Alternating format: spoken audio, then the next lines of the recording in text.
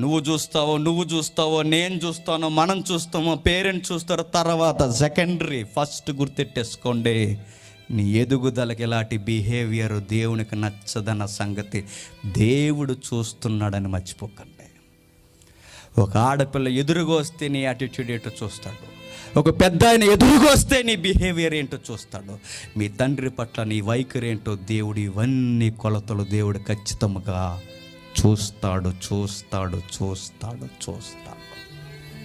ఇవన్నీ చూసి దేవుడు ఏం చేస్తాడయ్యా అంటే, నీకు ఏ బహుమానాలు ఇవ్వాలో దాచించిన ప్రతి బహుమానాన్ని దేవుడు తీసుకొచ్చి నీకు ఇవ్వాలనుకుంటాడట.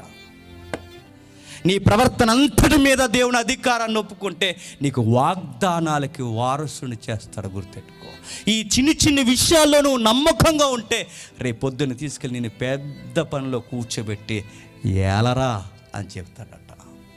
నచ్చాలిగా దేవుడికి. నువ్వు పడేయాల్సినది ఎదుటోళ్ళని, వాళ్ళని, వీళ్ళనే కాదు, నీ బిహేవియర్కి దేవుడే ఫిదా అవ్వాలట. నచ్చావరా?